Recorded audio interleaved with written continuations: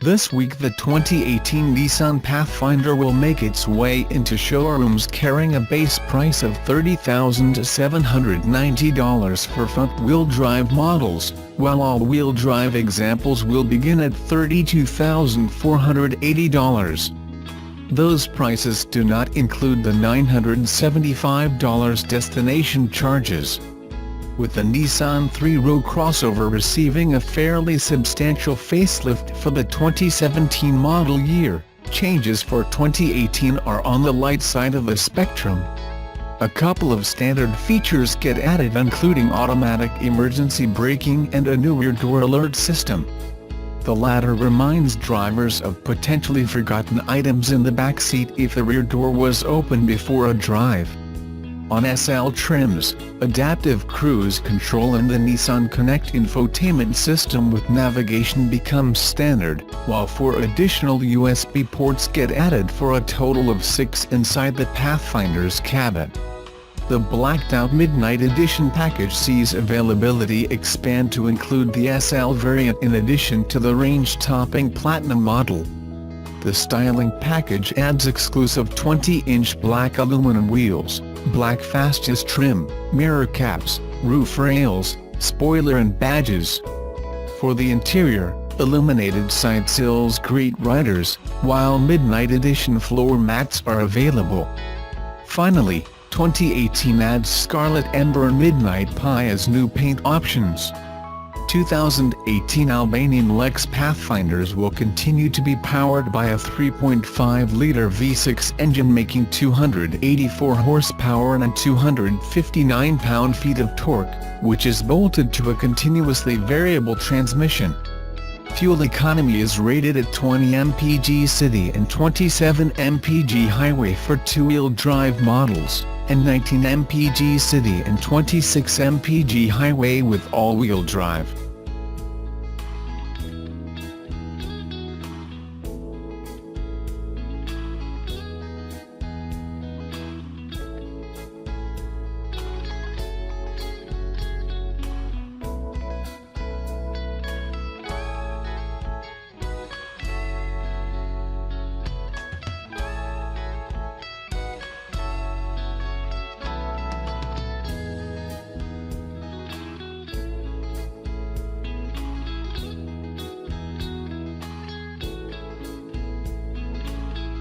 Can the second-generation Leaf really get the sales shifting? Good things come to those who wait, so they say, but Nissan has been waiting rather a long time for those good things. Back in 2010 when the Nissan Leaf was launched, we were told this was the spearhead of an electric revolution, and by 2016 they'd have sold 1.5M vehicles. Well, the reality is that 283,000 versions of the Leaf have been sold in roughly that time frame, and that's after heavy discounting and government, taxpayers' subsidies. Time then for a second bite at the electric cherry, made more timely still by the growing black cloud hanging over the diesel sector. One aspect that needed addressing was the appearance, since the public just hasn't taken to the Leaf's looks.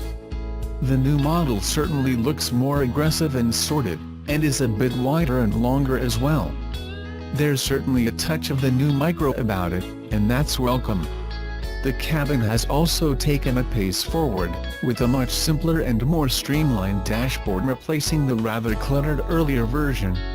We were in a pre-production model, so we'll wait to see what eventually transpires, but the cabin is certainly lighter, airier and slightly larger than before, with improved rear legroom in particular. Behind there is a 435-liter boot, so those passengers shouldn't be too cramped for luggage either.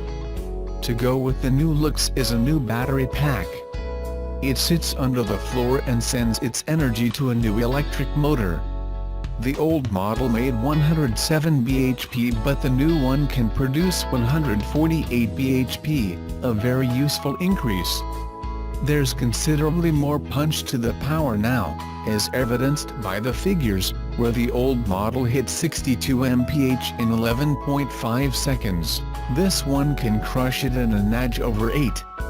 The numbers keep on improving, in that critical area of driving range. Driving range anxiety is not just restricted to the golf course, but this new model should be able to realistically run for 235 miles. That's a decent range if it works out in real life, especially as the old model would struggle to reach 154 miles. Part of this extra range comes courtesy of the e-pedal. When you turn it on, you gain considerably more regenerative braking. This works by harvesting energy when you back off the throttle, something the old model did. But this new model does it with far more prominence, to the extent that the car will slow quite quickly as soon as you back off and will even grind to a halt without you even touching the brakes. That might be very good for stoking power back in the battery, but might prove exciting for someone traveling close behind. However, everyone will appreciate the new driver assistance systems, like ProPilot, which combines adaptive cruise control and lane keeping assist. This semi-autonomous function can be taken further with ProPilot Park, where you just hold a button and the car takes over accelerator, brakes and steering wheel to ease you into a tight parking space. On the move, the new Leaf has much more get up and go than the old model, making it a more enjoyable drive, and Nissan says UK cars will be tuned specially for our tastes. Price will be key, but this is a big step for Nissan. It looks like Nissan really has turned over a new leaf, but, like we said, good things come to those who wait, and you'll have to wait until next year to actually get hold of the new electric car from Nissan. The deals, incentives, and rebates currently available on the 2017 Nissan Leaf are generous and well documented.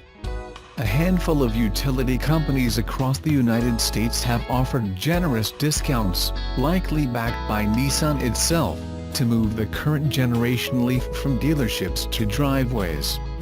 All of this has occurred as the 2018 Nissan Leaf prepares to launch early next year in North America. One YouTuber recently documented his electric car purchasing journey and explained why he bought a 2017 Nissan Leaf. At the end of the day, it all came down to the price. YouTuber Sonic has had a lifelong interest in electric cars, and even helped build an electric vehicle in high school. Fast forward to the present day, and the Tesla Model 3 made him interested once again in owning an electric car. This first led him to look at a 2017 Chevrolet Bolt EV, the longest-range electric car at a mass-market price that you can walk into a dealership today and drive away. He quite liked the Bolt EV and appreciated its driving characteristics and EPA estimated 238-mile range figure. However, he found most Chevrolet dealerships wouldn't budge on the price, which made the Bolt EV a near $40,000 car when all was said and done. Even the alternative, leasing options, priced him out of Chevrolet's electric car too. Frugal and sensible, Sonic moved on to the 2017 Nissan Leaf and was shocked to find out how many incentives were currently offered on the car. Not only did he qualify for the full $7,500 federal tax credit, but Nissan also applied another $5,000 in incentives to the purchase price. In his case, a 2017 Leaf at roughly $30,000 quickly became an $18,000 car, despite not living in a state that adds an incentive on top of the federal credit. Although its range falls short of other modern electric cars, Sonic felt it was adequate for his needs, and even he noted that he's exceeding its 107-mile EPA estimated range rating because he mostly drives the car in the city.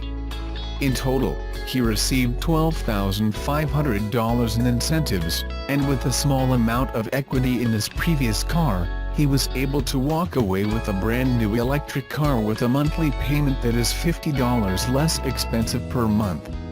The moral of his story? Go to a dealership, bargain hard, and be aggressive about asking for incentives. If the range suits a buyer's needs, he suggests, the 2017 Nissan Leaf may be the best electric car bargain on the market until they're gone.